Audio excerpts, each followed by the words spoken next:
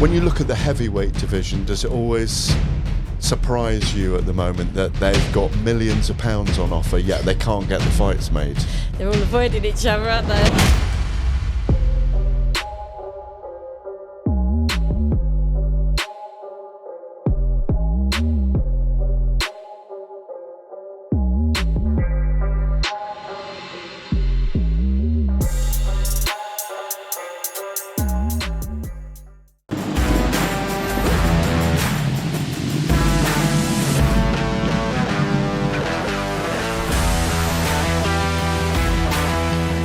This is Fight Club.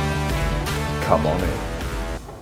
Hello, I'm Gareth A. Davies. Welcome to Fight Club, episode 3 via Boxing Social. On this week's show, I'm joined in the studio by WBA bantamweight champion Nina Hughes. Also on this show, Franchon Crews Dezurn, who's up in Manchester. Yep, the HH Diva fighting Savannah Marshall on Saturday night, joins me via Zoom. And from across the pond, President of Top Rank, Todd DuBoef, joins myself and Nina. All that coming up on this week's show.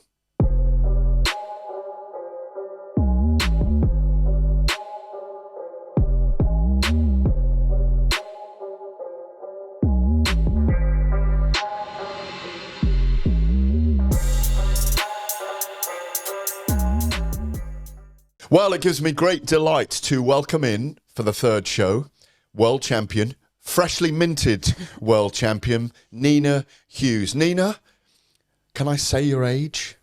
If you must. A world champion at the age of 40. What a journey. Yeah, it's been a crazy journey. Quick journey, but crazy one. You didn't take boxing up till the age of 25. Yeah. What on earth made you at 25 want to get punched in the face for a living? I didn't actually want to. I was just doing it for fitness. I just enjoyed the fitness training. I found the gym boring. I started off with a boxercise class, then went on to a boxing club and just did all the fitness side of it and really enjoyed it. And I was at Chadwell St Mary Boxing Club, and my coach at the time, Chris Oko, took me into it. He kept telling me, "You're ready to box." And I was thinking, nah.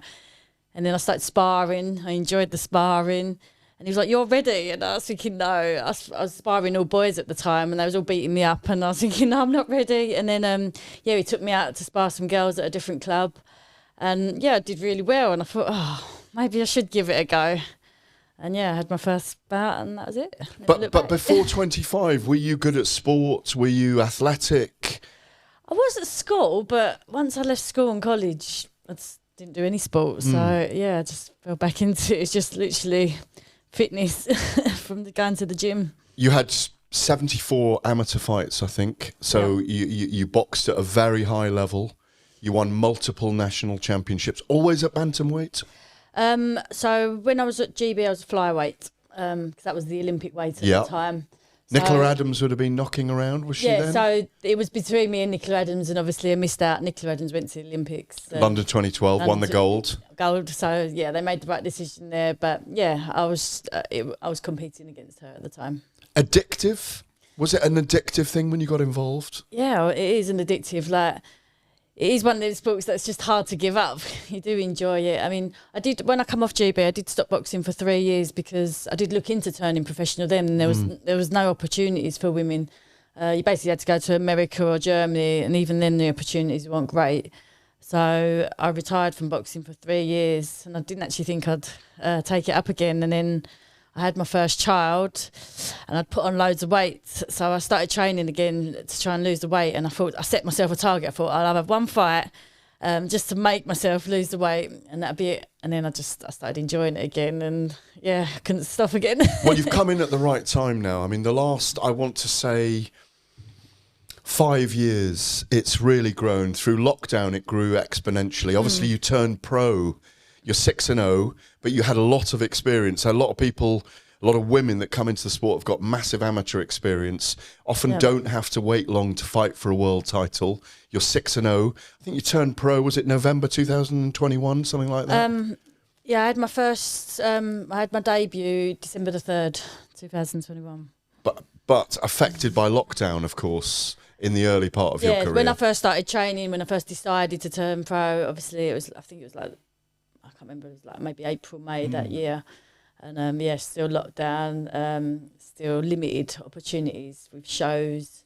But I just waited, kept patient, trained, adapted to the pro game and waited for my debut. When you talk about limited opportunities, even now, we see this weekend Tasha Jonas, for example, 3-weight world champion at light middleweight, or super welterweight as they call it now, fighting at welterweight to win another world title. She's fought at super feather. The opportunities in women's boxing, it's not like men's boxing where you wait ages for people to fight each other. Or do we wait ages now for women's boxing to have unifications? Because I've got the world champions here, Ebony Bridges, IBF, which is a fight I know you want. It's a massive fight in the UK, isn't it? Dina Thorsland, WBO, and Julianne Luna, WBC. Can you get unifications this year? Are they hard to do?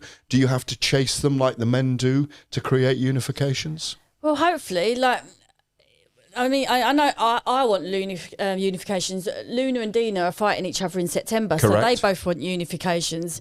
The only piece left of the puzzle is Ebony Bridges, so the three of us want it. Hopefully, Ebony does. I know she wants voluntary defence in August, so I'm hoping that fight can be made towards the end of the year.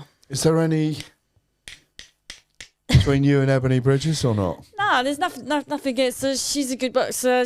She's just got a belt that I want. That's all it is. It's business, really. I just want to collect the other belts now. So as the other two are fighting, it just makes complete sense for me and Ebony to fight, because it'll be like 2 semi-finals, and then next year winners fight for undisputed. And both under Eddie Hearn banner. So Exactly. Both in this country. It's a big fight in the UK. It's what people want to see, so hopefully it can happen. what do you do to her if you meet in the ring? Beat her. You're very aggressive, very cultured fighter as well. Yeah. Talk to me about your training team and how they've brought you through. Yeah, I've been training with Kevin Lilly for a couple of years now. He's just adapted me to the program loads. I'm improving all the time. Even my age, I'm still back in the gym and we're still working on things, and I still feel myself improving every week. So we're still progressing. So I'm getting better and better, and I'm just looking forward to what else I can achieve. But 74 amateur fights, I mean, physically, you don't look like you've taken a lot of damage. You're very young looking anyway. And I was shocked when I found out you were 40. Yeah. I think the key, I suppose, is to have big fights as often as possible now. Yeah, definitely. I'd want to be out again before the end of the year. Need to sit down and see what there is around. Hopefully the Ebony Bridge is willing to wait for that, if that can happen. I just want big fights only now. I want the fights that people want to see, the exciting fights. Tell me a little bit about you. You speak 2 languages, Chinese and English. Yep. Or Essex and Chinese. you live in Billericay, you're born in Grays. Yep. You and I have spoken about this off camera before as well, that you've got Chinese heritage as well. Yep. Tell me a little bit about your heritage. So my mum's Chinese, she's from Hong Kong. My dad's English. I can speak Cantonese, fluent enough to get by. My mum taught me as a baby. Still tries to talk to me now, so I don't forget it. I was born in this country, born in Grays, Essex, lived there all my life, and then recently moved to Billericay. Do you feel, obviously China has a massive history in fighting and martial arts. Bruce Lee fan? Obviously he's a Hong Kong guy. Yeah, I was a Bruce Lee fan growing up. I'd love all that. It's just, it'd be great to get all the Chinese behind me as well. Did you ever think about doing MMA? Obviously, people talk about, had he been around now, he'd have been the kind of size of a Manny Pacquiao, and he probably would have been in mixed martial arts. I mean, I'm a huge Bruce Lee fan. It's one of the reasons why I got into fight sports. Yeah. Do you go back to Hong Kong? Do you feel the energy of all the martial arts that are there, the history of it all? Yeah, I've been back quite a few times. I haven't been back for a while now. The last time I was meant to go was during lockdown. It was my nan's 90th birthday, and we didn't get to go because it was cancelled for lockdown. So, I went there a lot when I was a child. I love the place. I see. I only speak Mandarin, not Cantonese. So I'm sadly out of pocket with any Cantonese language. Kung Hei Fat Choi, but Happy New Year. That's about it. That's about all my kids can say. Do you bring your kids up? You've got 2 boys. Yeah. Do you bring them up to learn Chinese as well? So I wanted to, but I didn't feel like I was good enough to teach them myself. My mum tries to talk to them all the time still, but they just look at her a bit confused at the moment now. I think they can count to 10 in Chinese and say the odd couple of words, but yeah, unfortunately, they weren't around it enough. I think when I was young, my mum just spoke to me in Chinese, and then I had some Chinese friends as well to grow up, so I was around it a lot more, whereas my children aren't, so it was difficult for me to teach them. One of the questions we always ask men is, would you like your daughter to box? What would you feel about her boxing?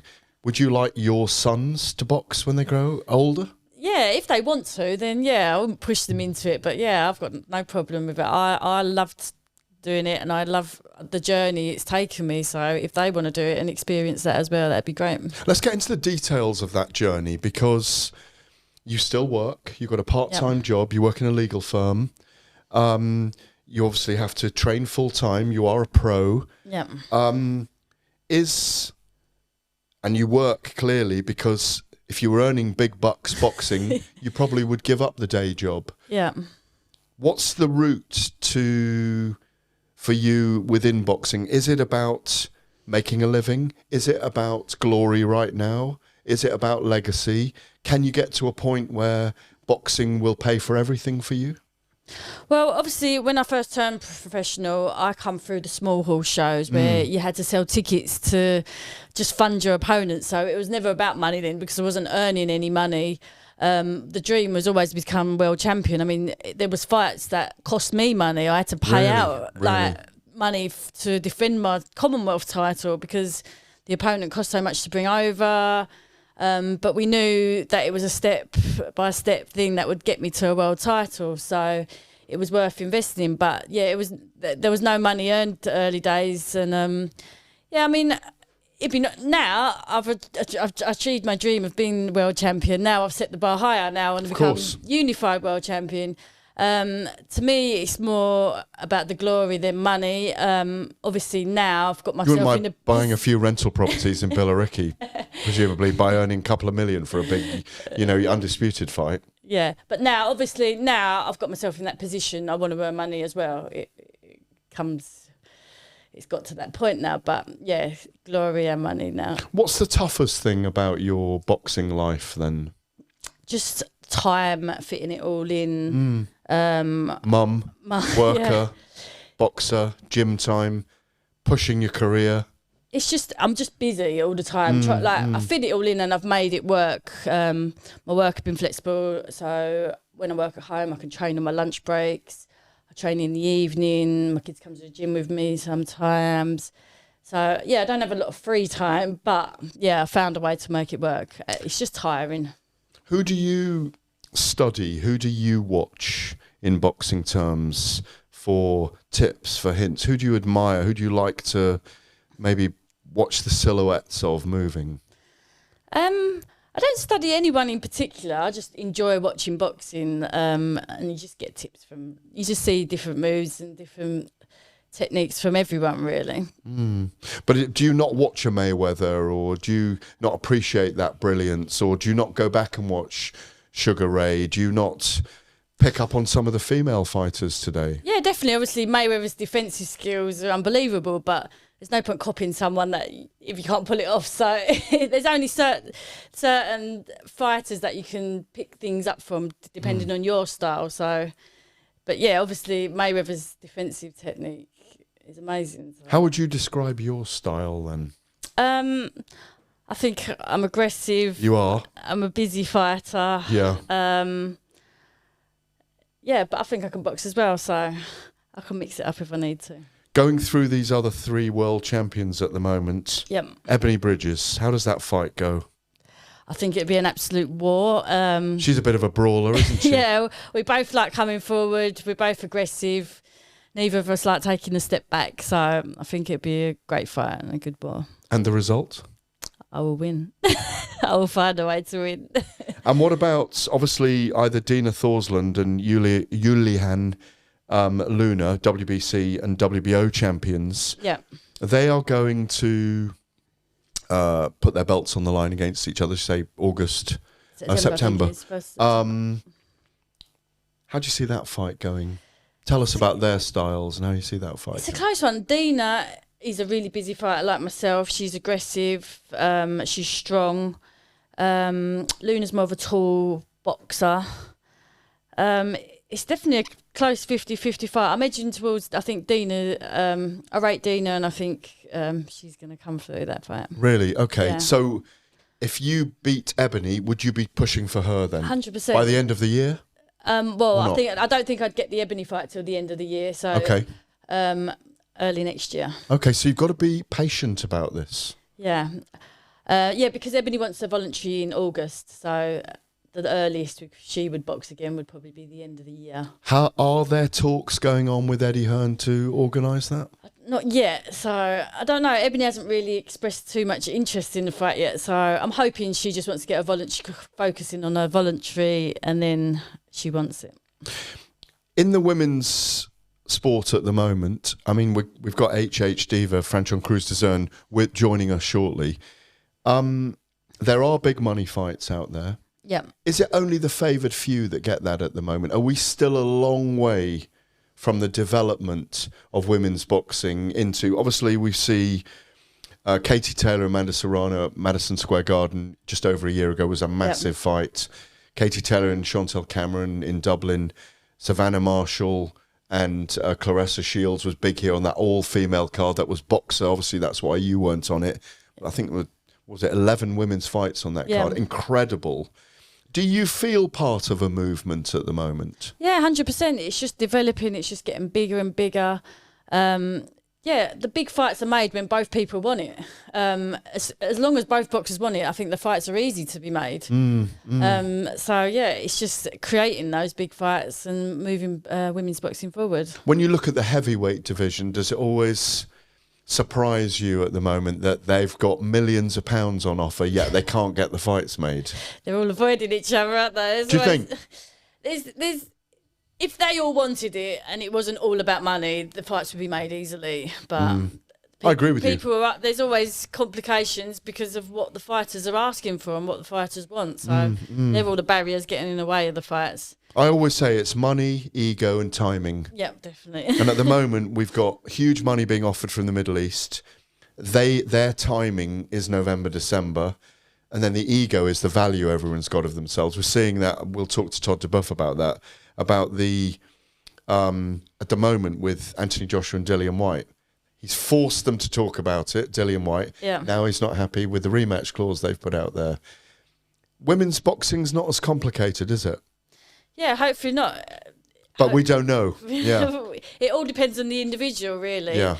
It seems like, I think with women's boxing, once you win a world title, you've got to go for the unifications. I think the unifications are easier to make. And I think that everyone that has a world title should want to try and unify. It should be a challenge they want to try. So, yeah, hopefully everyone in my weight wants it, and yeah, we can get it on. Hopefully everyone in the bantamweight division does want to fight Nina Hughes. Back for more in a moment.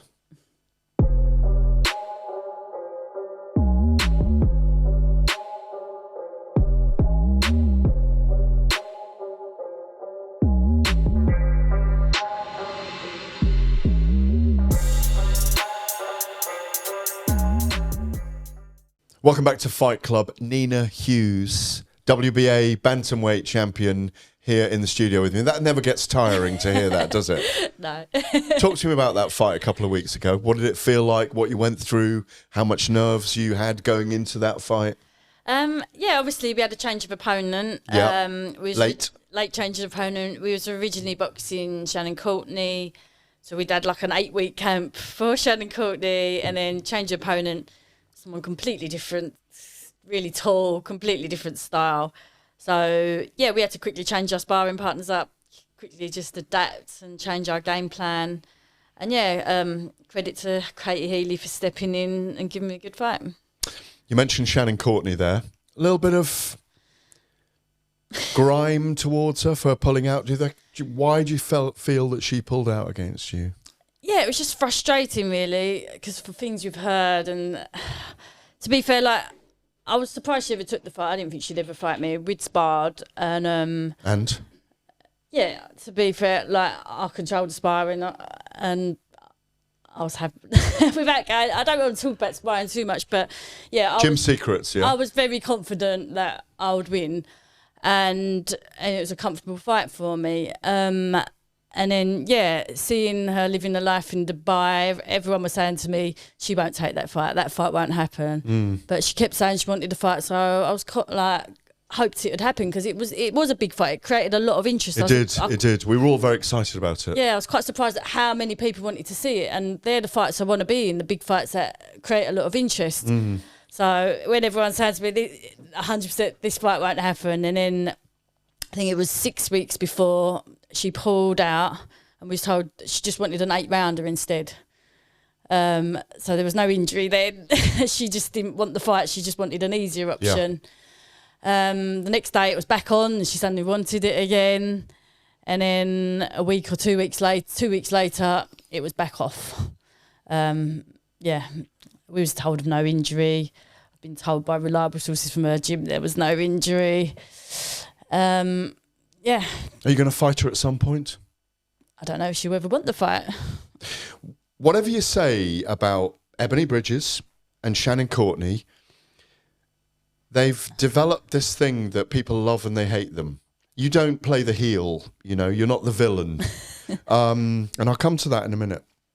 Because speaking to Leon Sudbury about your life and coming through in boxing, the great thing is about the pair of them, they generate interest, and more of the haters want to watch them than the people that love them. I'd love to see you fight Shannon Courtney, because I think the build-up will be phenomenal. Yeah. Like you say, there was a lot of interest in that. The same as Ebony Bridges. The energy, the not hatred, but the kind of ire between the two fighters always generates more interest. Shout, fight, fight, fight in the playground at school. Everybody runs to the corner, don't they? Yeah. What did it feel like to get that belt put around your waist after 15 years in the sport, being the age you are, being a mother? It must have felt incredible. Oh, it was the best feeling in the world, especially going to Dubai. I was like the heavy underdog. Like, no one gave me a chance. Everyone thought I was going to lose. I was sent out there everyone thinking I was going to lose. But I believed in myself. My team believed in me. And yeah, we trained so hard and we pulled it off. So yeah, it was the best feeling in the world. Like you say, your ambition was always to be a world champion. But once you get there, it's like, well, I'm here. And it's like that in life. Yeah. You set yourself goals. You get there and you think, well, I've got here now. I need something more. And obviously you're someone that pushes yourself. Let me talk to you about you as a little girl growing up. You're growing up in Grays. Your mum's Chinese from Hong Kong. Your dad is British. Yep. Is he into boxing? No, neither of my parents are into boxing. What did they think about Nina taking up boxing? They wasn't 100% too keen on it. They didn't really want me to get hit. My mum still can't watch. Really? She never watches? No. Does she come? No, she's been to one of my amateur fights and she's been to one of my professional fights and never again. Really? Watch. It's like Margaret, the mother of the Smith boys, the 4 Smith boys from Liverpool. Yeah.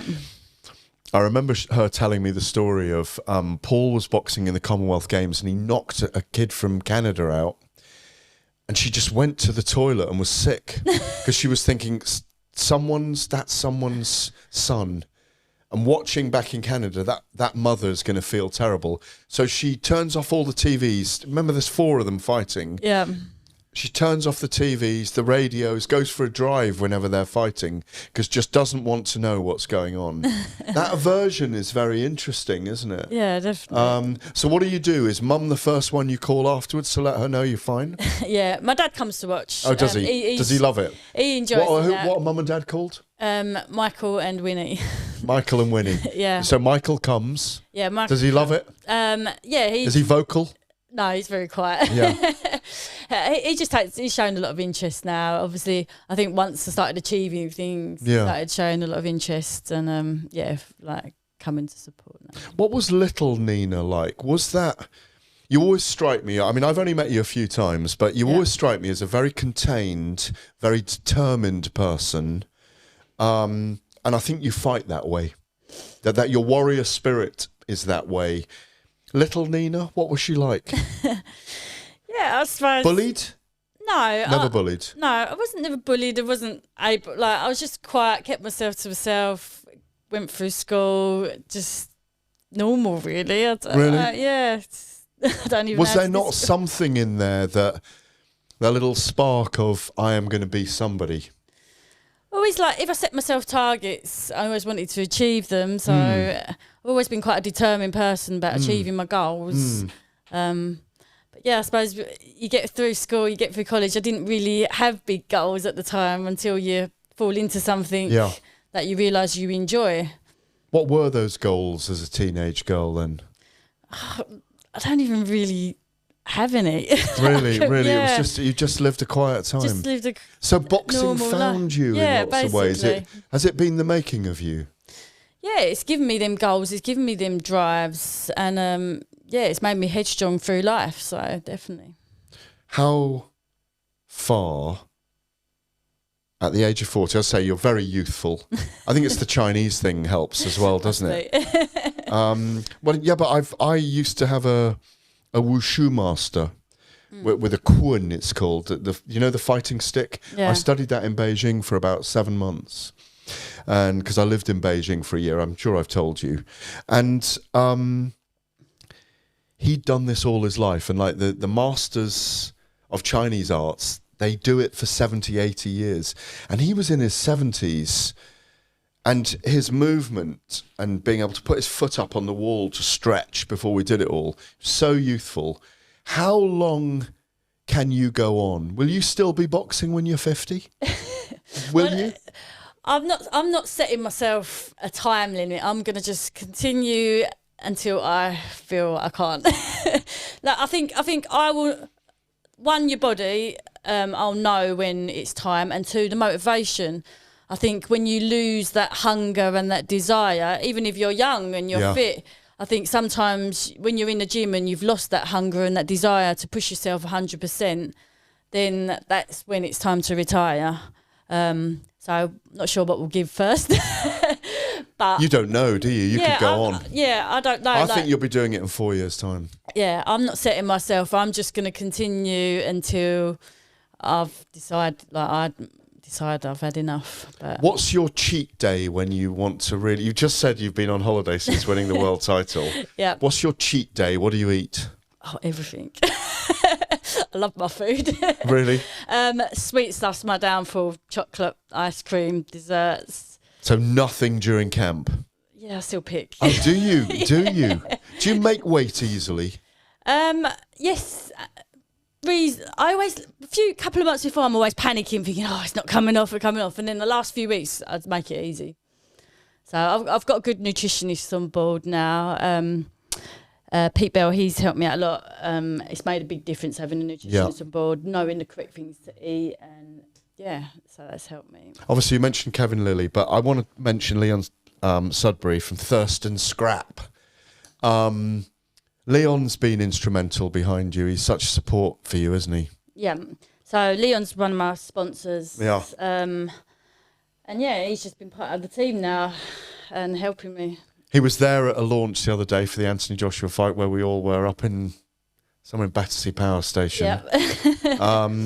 But it's so important to have people backing you. And Leon mentioned a thing to me, which is... You've been an underdog in your career. You haven't been the golden girl. You haven't had, Katie Taylor, for example, is Eddie Hearn's golden girl, isn't he? Mm-hmm. Clarissa Shields was with Mayweather Promotions and different promotions, and she's been a golden girl as well. So you have to force your way through. And I think it's what I notice in the background with you. There's people saying, we believe in you, Nina. We believe in you. We're going to push you forward. You just do your thing. Yeah. Yeah, it's hard. Like, everyone's like, social media is the way forward. You don't enjoy it, do you? I hate social media. I only post. Why? I don't know.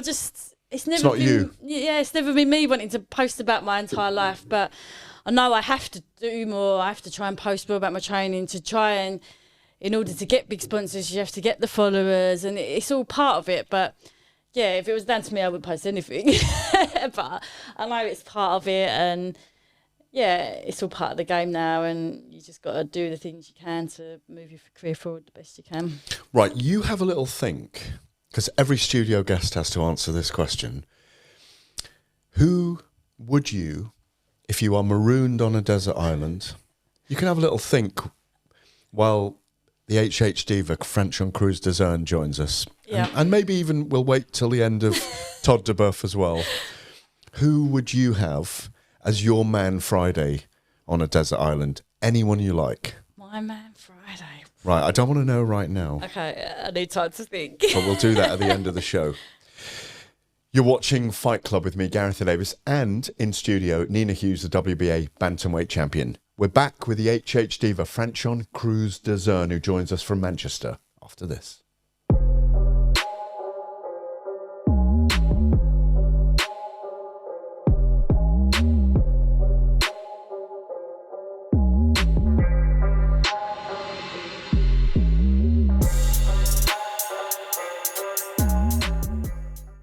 Welcome back to Fight Club here on Boxing Social. I'm Gareth A.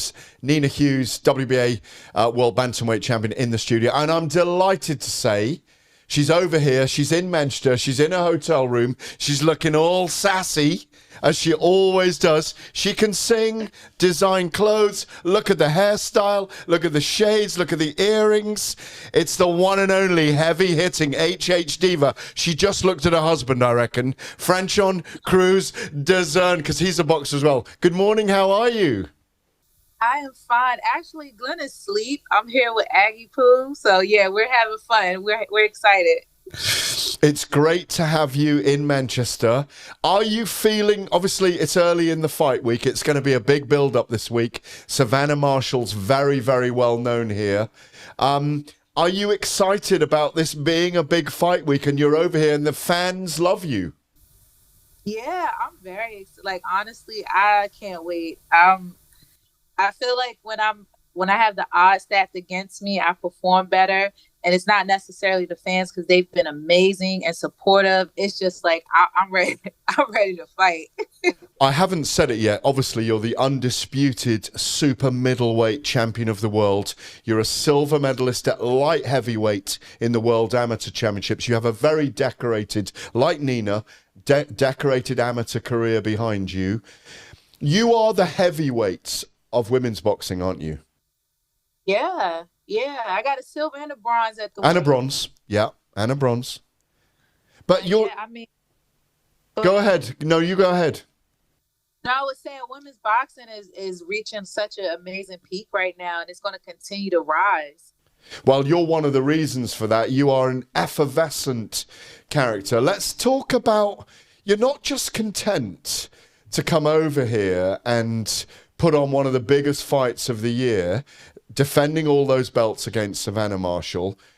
I was in New York a couple of weeks ago and I ran into Peter Khan, who I've known for a long time, who's your agent. And Peter was saying, by the way, here's a little hint for you. There's a song coming out called Secret Place, and it's going to be in the UK charts on the week that Franchon is fighting. I mean, this is the takeover, isn't it? Yes, I mean, this is just, I feel like I've been working for a long time, many years, just to establish myself as not only a fighter, just a brand. And the heavy hitting diva represents just that. In the ring, I'm a heavy hitting person. And then outside of it, I have the persona of a diva. And this is just like a dream come true. UK has been so kind. I've had great reception for the song. And I feel like this is historic. And when you make these historic moments and do these big things, you make sure you do it to the top tier level that you can do it. And having a song charting, headlining an event in an amazing place is like, wow. Now, a lot of people don't know this, and they need to know this. Of course, you were on American Idol. You had your moment with Simon Cowell. How long ago is that now? I was very, very, very young, even though I'm young now. But it was a good amount of years ago, and I had just started boxing. I hadn't even made Team USA. I had less than 10 fights when I was on that show. But I did declare that, you know, if I didn't make it, I was going to be a world champion. And I became just that. And I'm a American Idol in some kind of sense. It's number 30 in the Music Week charts at the moment. Are you going to get to number? Are you going to get to number one by Saturday? I don't know. I mean, people like me needed to play my song, and I love to be in the number one spot. So who knows? But that's what I'm always shooting for: number one in boxing, number one in music, number one is just being that girl. Do you have ambitions to... I was at the first fight you had with Claressa Shields.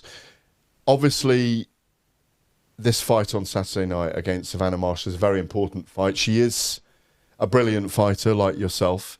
Tell us about the fight. Is it going to be a big brawl? Because you do like... I don't want to describe you as a brawler, but wow.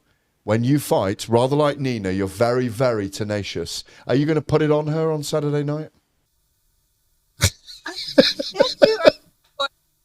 He is a mess, but I didn't come over here to sip tea and eat crumpets. I came over here That's the truth. And you know, I have respect for Savannah. We have history, but like you signed up to take something from me, and the last person who tried to take something from me got beat up and exposed.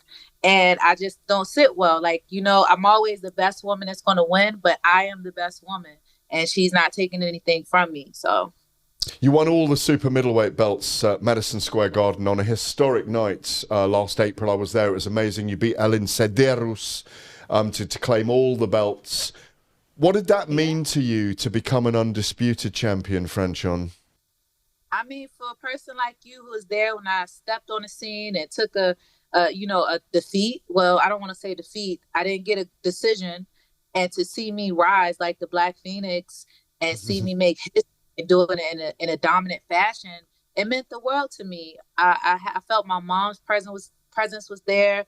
I had my tribe around me. They got to experience it. And I mean, I don't know if I could top that here, but that's just one for the books. And I wouldn't change it for the world. And I'll always take that with me when I'm old and gray. Nina and I have been chatting, and Nina's a very aggressive fighter, but a very gentle person and doesn't embrace social media like you do. What advice would you give to Nina? She's chasing Ebony Bridges. She's chasing the winner of Dina Thorsland and Yulihan Luna, or obviously at bantamweight, wants to unify all the belts.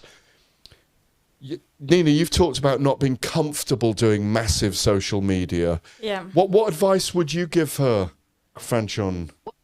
Well, I'm a good friend of Ebony, and you know, outside of you guys wanting to compete with each other, she's a great example of using basically what she got to get what she needs. And she's a educator. She's a teacher, very smart. For us, unfortunately, you just find your niche. You don't have to sell sex. You don't have to be arrogant. Your demeanor could be just you. If you have a passion for gardening, like people want to just know who you are. You know what I mean? Like, do you have a passion for gardening? No. Can't stand it. You just find things that you like. And I mean, it helps you because you already know the struggles we go through as female boxers. We don't get compensated. We don't get the same, you know, we don't get what we deserve is for what we put out and what kind of fights we put on. But it's your space. You tell what you want to tell. And sometimes you can just post it and don't answer back, but you're a world champion and you should be proud of that. You should share that with the world and just at your own discretion, which you're comfortable with. You don't have to do too much, but you know, like take Savannah. Savannah doesn't talk a lot, but people love her and she gives enough, you know, but don't shy away. Get your coins, sis. Get your coins. Thanks. Give us a prediction for Saturday night. Who, my prediction? Yes, your prediction. Oh, I'm going to win. Any means necessary, as long as it's legal You know, I'm a clean. So there's going to be no ear biting on Saturday night. None of that kind of stuff, no? As long as she don't bite me first. If she bite me, she got to get bit back. But, you know, I'm coming because a lot of people have not seen my full arsenal. I haven't dominated in the amateurs for every fight system that they had over a decade if I didn't know how to do many things. I do what I have to do. What's in front of me.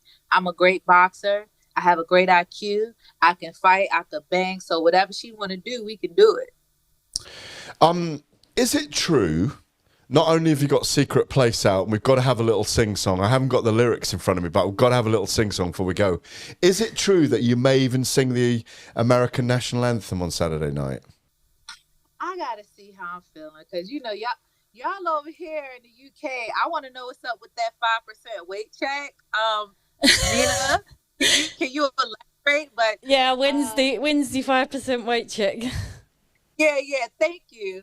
I'm gonna do something special. I don't know if I'll be able to sing the whole anthem, but you know, I'm a world champion. I love being from the USA, but I love humans. I love people from all walks of life. But I'm definitely gonna give a show. You're gonna get fashion, you're gonna get entertainment, you're gonna get a good ass fight, and you're gonna get me at the end with my hand raised. So make sure y'all tune in. Fantastic. Are you gonna fight Claressa? Obviously, I was there when you fought Claressa Shields. First fight at the T-Mobile Arena back in 2015, was it? 16? Yeah. Wow, that was God, I can't believe 7 years have gone. You and Claressa gave us a Hagler Hearns that night, and I always tell this story. Half an hour after the fight, and you two knocked 6 bells out of each other. It was your pro debut, wasn't it?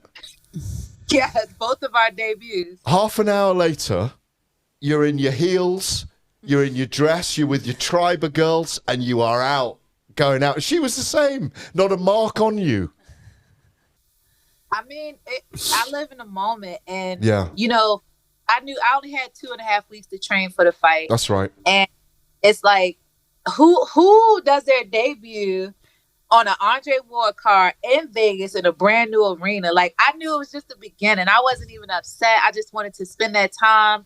You know, my mom saw me, and, you know, I had to take care of her. She transitioned 2 weeks after. But I was just so grateful because all the things I've been through, and to have an opportunity like that got me to where I am now, undisputed, headlining July 1st, AO Arena, and I will win.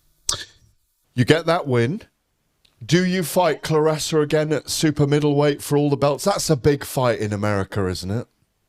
I think that's a big fight everywhere. After they see how I put Savannah, how I'm gonna beat her up, and they'll be like, "Whoa, this is Franchon with a good training camp. This is Franchon with all her faculties and having some, you know, support." They're like, "Oh, this is really a fight we want to see." Yeah, I would love to, but me and her are freedom fighters also. We're fighting for all the women that we get paid. You see the examples with Katie Taylor and Amanda Serrano. They headlined in a major arena, got paid their worth. So I'm just trying to push and do what I have to do. If she wanted to fight at super middleweight, it's wherever she want to do. I could make middleweight as well. You know, she's such an accomplished champion and done so much. We'll do a give and take. You know what I mean? But as long as we get paid the right way, that's the only thing. Competing is nothing for us. I love to compete. That's why I'm over here in Manchester. But, we need to be paid because we went pro together on our first fights, you know? So you got to respect it. You are part of the evolution and the revolution. We cannot wait to see you fight on Sky Sports on Saturday night against Savannah Marshall, defending, of course, all your super middleweight belts. There's one thing left we got to do. You can't stop the music. Come on, baby. Sing it for me. Sing it for me. Don't stop the music. I'm loving how you lose it. Baby, let me prove it. We're going to get into it. Do you want to go to my secret place? You are amazing. Yesterday, so look out for that. I'm grabbing the mic at your after party after the live broadcast on TalkSport on Saturday night. Franchon, it's always an absolute pleasure from my heart to be involved with you. You are a diamond. Thank you so much. And have a good day, guys. Thanks. Cheers. Thanks very much. The one and only Franchon Crews Dezurn, HH Diva, the heavy-hitting diva, will be singing with her on Saturday night. Back with Nina next.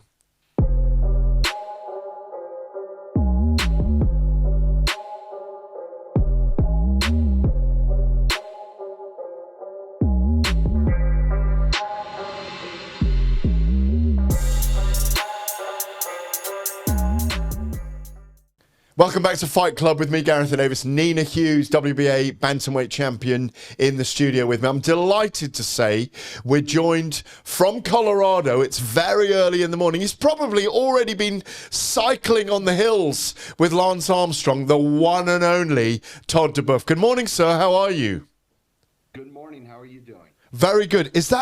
Are those giant trees behind you? Actually, they're right in front of me. It's Ajax Mountain. It's a mirror that's behind me that's reflecting it, so I get to look up at it and you get to enjoy it. Have you been out cycling with Lance Armstrong this morning or not? No, not this morning. Not this morning. Do you give him a run for his money? Because you have told me about this. I don't give him a run for his money. Yeah, but it's mountain bikes, isn't it? Or is it road bikes? He has to wait about he has to go up. The mountain bike will go up a weight, and then I have to tick tock, and I come. What a life you lead. You travel all over the world with Top Rank, involved in all these fights. You nip to Colorado to get the greatest air in the world to live, and you're in Vegas half your life. Todd, where did it all go wrong? It hasn't right now. I think all that happened is COVID made it more acceptable for me to have a little more Colorado in my life. I've got to ask you, obviously, people may not know this, but your mother, Lovey DuBoef, has been with Bob. They married in 1991. Lovey is his life companion. They're always together. Bob is 91. They're always traveling. They're like the dream couple. You've worked with Bob. Is it 25 years now with Top Rank? No, I joined Top Rank in 1993, so it's actually 30 years. Wow. What's it like working with that old legend, really? What's he taught you? Well, I mean, it's evolutionary, right? I mean, he's in different stages of his career, and I'm in different stages of my career. So I think when I first came in, I was only 26 years old, and I was able to go to school from the professor, right? And learn what to do and learn what not to do at times too, right? And he has just traveled so much. He has done so much, from social issues to integration of stadiums during apartheid, to carrying the flag for Muhammad Ali, to changing the landscape of media, right? To growing from closed circuit to pay-per-view, back to closed circuit. So it's been a wonderful journey, and it's been wonderful to have a professor, at the wheel and watch this unfold. It's a brilliant organization, Top Rank, from Bob down. I mean, I'll come to the work you do in a moment, but to have Brad Jacobs and Carl Moretti and Brad Goodman and Brad Jacobs obviously just invested into the Hall of Fame. Bob is a Hall of Famer. The setup at Top Rank, it's like an oiled machine. It's if you guys can do it, you do it. Developing fighters, having the biggest cards, making things run smoothly. You're based in the mecca of fight sports in Las Vegas. It's an extraordinary company to work for. And what I've got to say, because I know you very well, and we've known each other 25 years, is you are the one bringing the modern look into Top Rank. The lights, the music, learning from the UFC, learning from what young people want, doing the business deals with TV companies behind the scenes, ESPN Plus, Sky recently, of course, which I know you're delighted about. How important is it that we continue to move and shake with the younger generation in boxing? Well, I mean, I think a little bit is also, structurally. When I came into the business and when I learned of the business, you had two icons, which were Bob and Don, and they did everything. And I think I give Bob an enormous amount of credit. He was like, he let us go, right? He let us run. He didn't hold us back and didn't say, I'm the epicenter of every negotiation. What I say goes. Now, he did say that, but there were times that he let us Go. And I think one of the great things about it is, being able to see things that aren't necessarily in the prism that we live in. Yeah. And surround yourself with incredible people.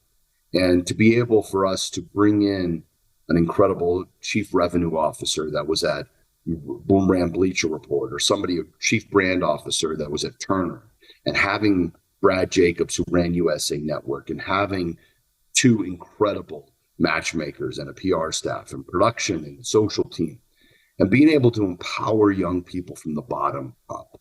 And I think that's what has missed in the sport. I think there was a top-down approach. There was a patriarchal approach to these domineering personalities. They got the headlines, and there was no bottom-up approach with empowered young people that had a vision and had a passion. And people, when we get them around our sport, they love it. They love to talk about it. They can't believe that you own the IP and you're able to go on a global basis and expose it and see the development of all of these kids everywhere, all over the world. So it's an empowering time. And honestly, we just give credit to Bob. He let us run, and he let people run. He didn't hold it down for his own use and just say, hey, it's my world, it's my ball. I want to play with it the way I want it. Yeah, like you say, when he says you don't know shit about boxing, he doesn't mean it. That's the great thing about him. Not to you, but to me. He says it to me too. Right. I mean, he says it to everyone. He does it, there was a great quote somewhere where he told the network executive, "You've been in the sport for a cup of coffee. Don't tell me what the hell to do." Right. And he has an opinion, and it's great. Yeah. And there's a balance there, right? There's the good side of it, and there's the way you deliver it without offending the person. Usually he offended the person. But everybody that knows Bob would say that's Bob, right? And you take it for what it was. You don't take it personal with him. Todd, let's talk about heavyweights for a minute. Jared Anderson obviously is a massive name in your top-ranked stable. Is this the kid that's going to take over when all these 30-somethings are done? I think I caution that is he the kid that's going to take over, right? There's so many breaks you have to have, and what does takeover mean, right? Teofimo called himself the takeover, right? So, I at a certain point with the heavyweights, it's a very tight field, right? There's a lot of stagnation. You had Klitschko sit on the titles for a long time. And I think he's in a place where you see an enormous amount of athletic ability. You see physical ability. Now the question is can he put all of those together, right? Obviously, we're seeing this marketability come out of him too, where he's starting to have a personality. He comes in with a great ring walk. So we're hopeful. He has some development to go. He has some tough fights to go, like Charles Martin coming up this weekend. Yep. And he has to do what he does and put guys in front of him and get rid of them and go rounds and get off the stool and the stool in the third, the fourth, the fifth, the sixth, the seventh.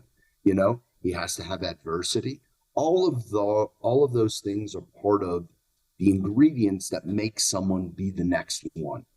Not that you were just born on. You got to have all of those ingredients. So time will tell, but it looks like a pretty good bet for all of us. Let's talk about the status quo of the current heavyweight division. We've got Eddie Hearn going back and forth at the moment with you. It won't have been remiss on you. Eddie Hearn going back and forth with Dillian Whyte and Anthony Joshua at the moment. Tyson Fury still not having an opponent announced for early September. Talk of two big fights in Saudi Arabia between Deontay Wilder and Anthony Joshua and Tyson Fury and Alexander Usyk for the undisputed title. And, of course, Deontay Wilder and Andy Ruiz now talking. I cannot remember a time in my time in boxing since the early 90s when the heavyweight division felt like a frozen chessboard. And it does feel like that at the moment. I know it'll change in the next few weeks, and people either won't fight in the summer and they'll take the Saudi money. George Warren has said to me, one of your counterparts, that it's a blessing and a curse that Saudi Arabia are involved with huge money. Where do you see it all at the moment? How do you operate within that milieu at the moment? Because the fans are frustrated. Many of us commentators are frustrated. Where are you with it right now? Are we going to see Tyson Fury fight in December and September? I mean, those are our aspirations are different than what actually can come up about, right?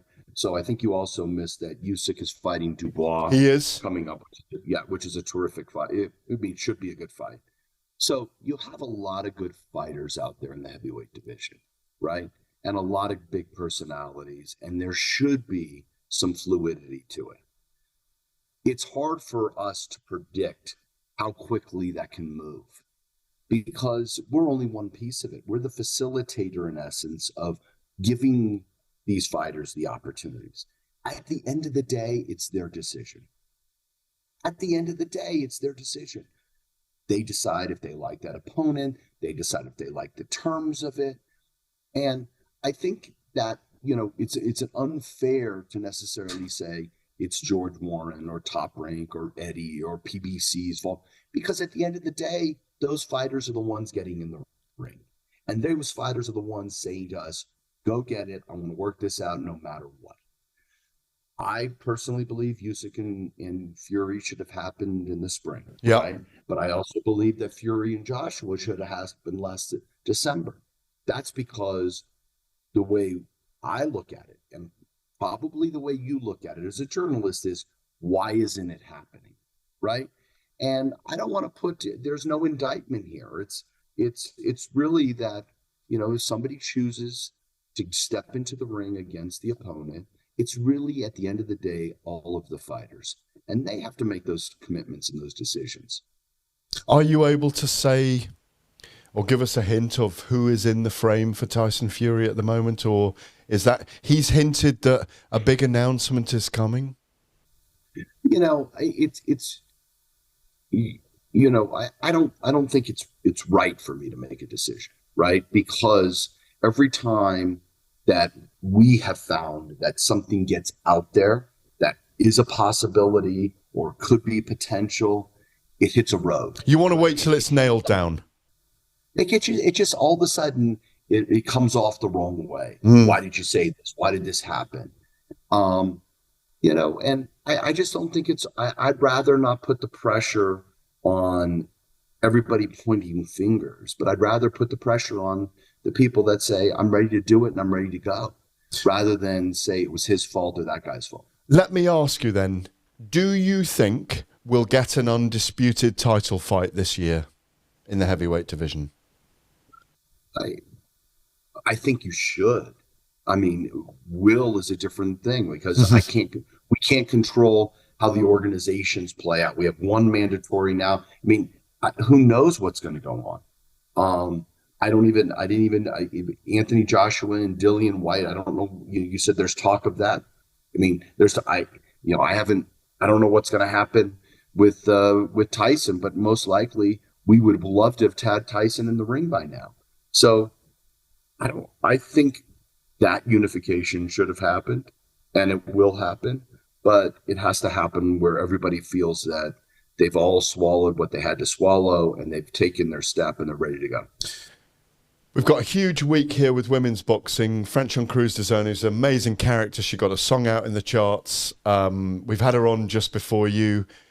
Tasha Jonas is fighting. I think Nina, our world champion in the studio, has got a question for you as well. I just wondered if you think women's boxing in the US is as big as in the UK and how you think it will develop. Well, I think in the US, it's coming on, and it's coming on much better than it took an accelerated state. I would say over the last 2 years, maybe 3 years. I think I talk about this, and we talk about this a lot. When Katie Taylor won the title from the Olympics in London, that was an incredible boost in the arm, right, for that region in Europe. It really boosted the arm. And I think we saw the U.S. with some boxing, but not, we didn't have that icon, right? We didn't have somebody at forefront like Katie did. Now we're seeing a lot. We're just seeing a lot of good stuff. We're seeing the girls that are fighting and the women that are fighting, putting on really telegenic fights, their personalities. I mean, when we did Michaela and Alicia, they were talking back and forth. Brilliant. They were better than some of our big main events. It was wonderful. And then they talked smack after the fight. So then you had Taylor and Serrano from MSG. We have Sinicia, who's fighting in this upcoming in July, who's wonderful. So I think you're really seeing a connection between the athlete and the fan base. I don't think we were seeing that 2 years ago, but I think you're seeing it more and more now. And I think general media, general popularity, everybody's starting to follow it as they are mainstream. Brilliant promotional fact. You mentioned Siniesa Estrada there, Todd. You've got her on the week that Terence Crawford, you've got her in the Palms. I love the little, it's like a fight club. It is like a fight club, that little studio, little theatre studio at the Palms Casino on the week that Terence Crawford and Errol Spence fight. She's, again, like Nina will be, for all young girls. Can you believe Nina's 40 and she's become a world champion after starting boxing at the age of 25? Siniesa, she's having an impact on East LA. All those Latin American girls that want to get involved in boxing, that have that power inside them, that have that will and that desire to prove themselves. I think in America, I think the next generation, with Claressa, with Franchon, with Siniesa, with Amanda Serrano, I think in 10 years' time, I think we'll be flying. Your stepfather, Bob Arum, tried it with Mia St. John years ago. I remember I was around then. She was a Playboy cover model. She had a degree in psychology from UCLA. She had all the ingredients and she could fight, but he could not create the $1 million baby. But I think we're finally in the time of the $1 million baby, and it just needs curating. Yeah, and I think, I remember when we were looking at, we announced, we had Lucia Riker. Yeah, right. As well. Lucia and Christy Martin. And remember when Christy Martin came on the scene, she came on as a digression to the Mike Tyson fight, right? Yeah, that's right. On the undercards. She came in as a 4-rounder or 6-round fight, and people were going crazy. And then she was ended up on the cover of Sports Illustrated. Yeah. So it was this little digression. I like to compare a little bit of this to women's soccer, right? And a little bit of the phenom that occurred in America. When the World Cup was here, women's soccer, when the women won it, it boomed. It went crazy. Ratings were there. We could name every one of the starting women athletes that played on the soccer field. And because they were successful and they won. Yeah. Right? They actually had more popularity than the men's soccer team. I mean, it was a phenomenon. And I think as we see success, Americans, we want to be the best at everything. We are snobs. We think we're the best. We'll give you recognition, right? And I think that was the moment, right? That was the moment for soccer. And I think we're seeing that now. Clarissa, Michaela, Amanda, all of this, they are the moment. People are recognizing them as the best. Sinicia, and that is going to come to the forefront in the next generation, as you just said. Well, if Nina doesn't get a new deal with Eddie Hearn, she's got one more fight. I'm going to be bringing her over to Vegas to get her to sign with Top Rank. I'm not her manager, but I've never been on an interview where I'm going to get a tortious interference letter, right? He's coaching on other people. Well, this is crazy. How do you do this to me? I'm sorry. I was only joking. It's the tequila talking. Of course you were. She's out of the UK. Eddie's a great promoter. You're the great journalism. You guys got great fans. We love it. We love you too. Thank you so much for joining us, Todd. I can't wait to see you in Vegas at the end of next month for a big fight with Siniesa Estrada. It's always a pleasure to speak to you. Keep on going, my brother, and enjoy that mountain ride with Lance Armstrong later. All right, but by the way, when I see you next month, you have to be up at 5 a.m. because I woke up at 5 a.m. for you. You'll probably be coming home from 5 in the morning. That's a regular occurrence, yeah. So before you get to bed, you gotta we have to have a cup of coffee. Absolutely, and a few tequilas. Thank you so much, Todd DuBoef. You're an absolute legend. It's brilliant to have you on Fight Club. Thank you so much. Right, thank you. Cheers, brother. Cheers. Okay, guys. Bye. Cheers. Bye-bye. Thank you.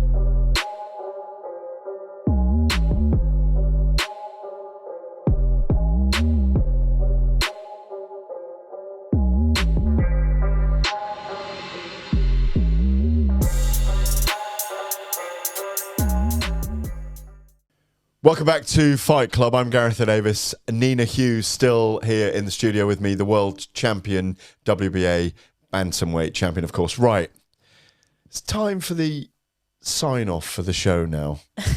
I've given you all day to think about it. You are marooned on a desert island. And you need a man Friday with you.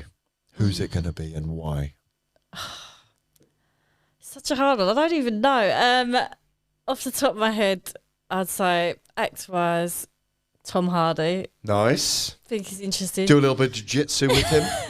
Yep. He's a big jits guy, isn't he? If he had to be a boxer, I'd say Ricky Hatton because I think he's hilarious. Oh, yeah, he'd keep you entertained. Great personality to keep me Spear entertained. fishing with Ricky Hatton. Building a shelter with Ricky Hatton. I thought you were going to say, I'd want my sons with me on the island. It made me look bad that I didn't know. So, we've heard about your life. Yep. Are you going to unify the bantamweight division? I've got a sneaky feeling that you could do it. That's the goal. You just got to give it more and, yeah, hopefully I can do it. So, by the end of 2024, Nina Hughes, undisputed bantamweight champion of the world. That's got a nice sound to it. Definitely. Nina, thank you so much for joining us this week on Fight Club. HH Diva, Todd DuBoef, thank you as well. Nina, watch out for her. By 2024, I have a sneaking feeling that you're going to be saying undisputed bantamweight champion. This is Fight Club. We'll see you next week.